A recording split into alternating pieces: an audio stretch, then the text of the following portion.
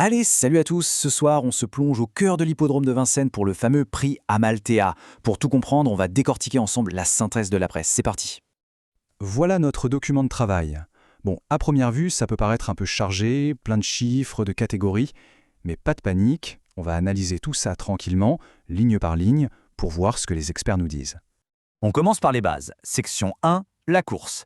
Le prix Amaltea, c'est clairement le grand rendez-vous de la soirée à Vincennes, la course que tout le monde attend.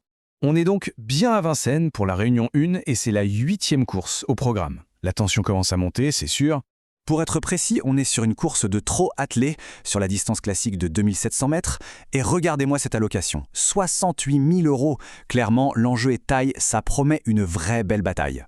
Ah, attention, information capitale avant d'aller plus loin. On a deux noms partants, le numéro 1 et le numéro 3. Ça change la donne, car le peloton se réduit à 14 concurrents. C'est un détail crucial à avoir en tête. Ok, on entre dans le vif du sujet avec la section 2, la base, qu'on peut appeler les piliers. C'est la catégorie reine, le socle de tous les pronostics. Alors, la base, c'est quoi au juste? C'est simple, ce sont les chevaux qui font quasiment l'unanimité auprès des spécialistes. En théorie, ce sont les valeurs sûres, les points d'appui les plus solides de la course. Et pour ce prix Amaltea, le message est clair. La base, elle tourne autour de 3 numéros, le 15, le 13 et le 5. Notez-les bien, car ce sont eux les chevaux à battre ce soir. Juste après, section 3, seconde chance, les challengers. Derrière notre trio de favoris, on a un autre groupe très intéressant. Des chevaux qui sont là en embuscade, prêts à en découdre. La catégorie seconde chance, c'est ça. Ce sont les rivaux les plus directs des favoris. Ils ont un potentiel énorme et sont considérés comme les plus à même de venir s'incruster sur le podium. Et dans ce groupe, les numéros à voir à l'œil, c'est le 8, le 7 et le 10. Encore un trio très costaud qui a vraiment les moyens de venir jouer les troubles fêtes. C'est fascinant de voir ça visuellement. On voit bien qu'il y a un petit décrochage de confiance entre la fiabilité élevée de la base et celle un peu en dessous des challengers. La hiérarchie est bien marquée. Allez, on continue avec la section 4, les outsiders, les fameux troubles fêtes. Là, on rentre dans le domaine du spéculatif. C'est ici que peuvent se cacher les grosses surprises et bien sûr les grosses cotes. Un outsider, c'est le grain de sable dans l'engrenage. C'est un cheval qui n'a pas forcément la cote, mais qui a tout pour venir bousculer l'ordre établi. Bref, c'est ce qui met du piment dans la course.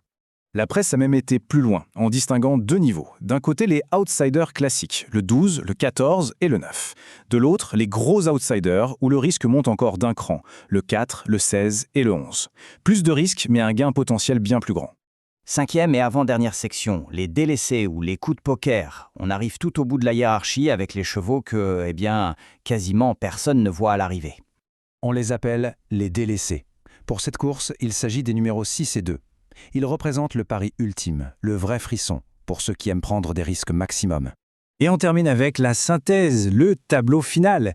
Maintenant qu'on a toutes les pièces du puzzle, il est temps de tout remettre en ordre pour avoir une vision globale, claire et nette. Et voilà, le résumé parfait de la pensée de la presse. De la base, la plus solide, en passant par toutes les nuances de risque jusqu'au délaissé. C'est une véritable feuille de route pour comprendre la hiérarchie de cette course. Et cette répartition mise en image est assez parlante. On voit que les 14 partants sont presque parfaitement découpés. Des groupes de 3 dans presque chaque catégorie et un petit groupe de 2 à la fin. La structure de la course est limpide. Du coup, la grande question c'est, est-ce que la logique des favoris va être respectée ou est-ce qu'un outsider va venir tout chambouler? Faut-il jouer la sécurité avec la base ou tenter le coup d'éclat avec un pari audacieux? La seule vraie réponse, on l'aura ce soir sur la piste de Vincennes.